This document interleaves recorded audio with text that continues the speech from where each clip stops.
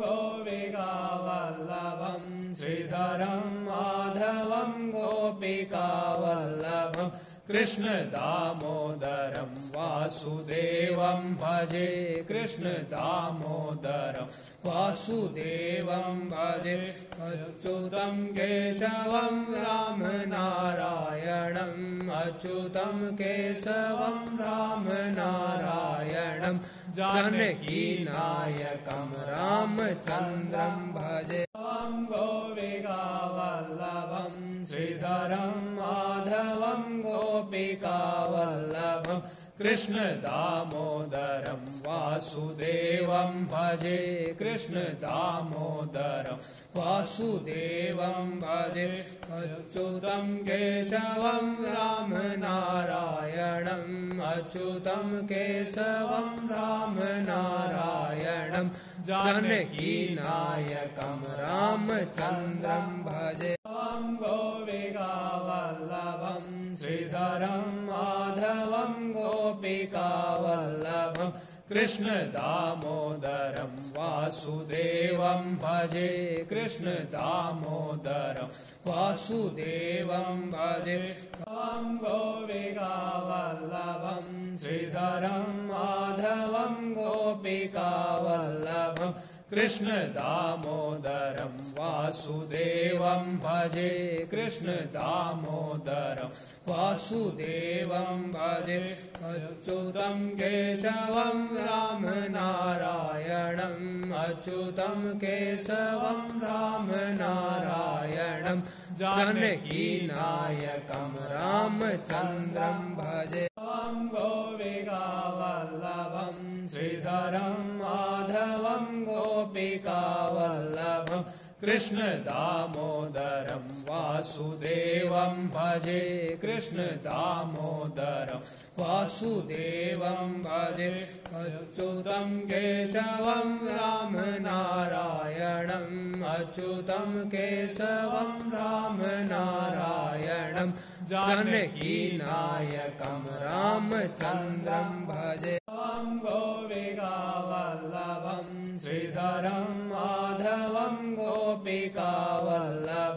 कृष्ण दामोदरं वासुदेवं भजे कृष्ण दामोदरं वासुदेवं भजे गोपिकावल्लभं श्रीधरं माधवं गोपिकावल्लभं कृष्ण दामोदरं वासुदेवं भजे कृष्ण दामोदरं वासुदेवं भजे अच्युतं केशवं राम नारायणम् अच्युतं केशवं राम नारायणं जानकी नायकं रामचन्द्रं भजे गोपिकावल्लभं श्रीधरं माधवं गोपिकावल्लभं कृष्ण दामोदरं वासुदेवं भजे कृष्ण दामोदरं वासुदेवं भजे अच्युतं केशवं राम नारायणम् अच्युतं केशवं राम नारायणं जानकी नायकं रामचन्द्रं भजे गोपिकावल्लभं श्रीधरं माधवं गोपिकावल्लभं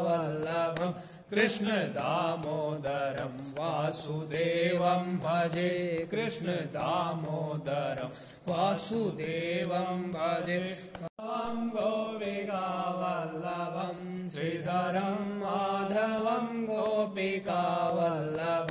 कृष्ण दामोदरं वासुदेवं भजे कृष्ण दामोदरं वासुदेवं भजे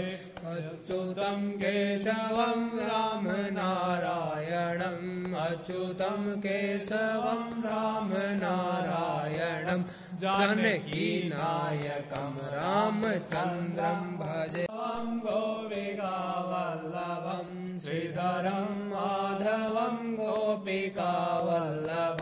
कृष्ण दामोदरं वासुदेवं भजे कृष्ण दामोदरं वासुदेवं भजे अच्युतं केशवं राम नारायण अच्युतं केशवं रामनारायणं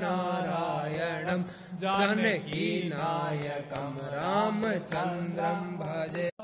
गोपिकावल्लभं श्रीधरं माधवं गोपिकावल्लभं कृष्ण दामोदरं वासुदेवं भजे कृष्ण दामोदरं वासुदेवं भजे गोपिकावल्लभं श्रीधरं माधवं गोपिकावल्लभं कृष्ण दामोदरं वासुदेवं भजे कृष्ण दामोदरं वासुदेवं भजे अच्युतं केशवं रामनारायणम् अच्युतं केशवं रामनारायणं जानकीनायकं रामचन्द्रं भजे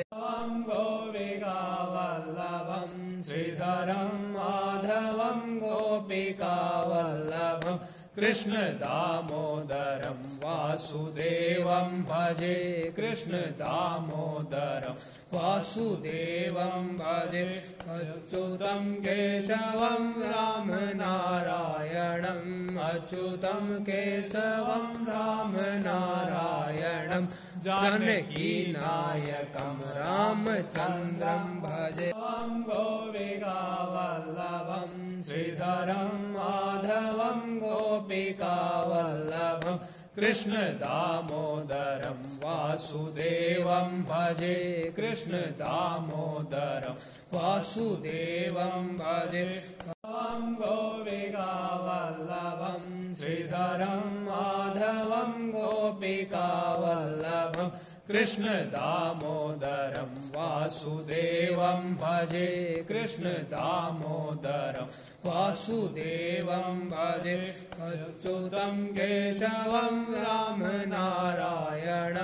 अच्युतं केशवं रामनारायणं जानकीनायकं रामचन्द्रं भजे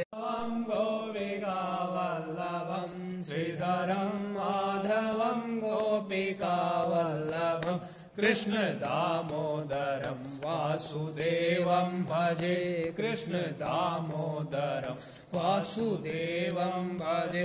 अच्युतं केशवं रामनारायणम्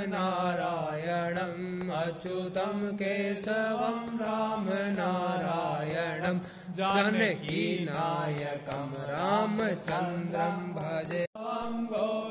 गोपिकावल्लभं श्रीधरं माधवं गोपिकावल्लभं कृष्ण दामोदरं वासुदेवं भजे कृष्ण दामोदरं वासुदेवं भजे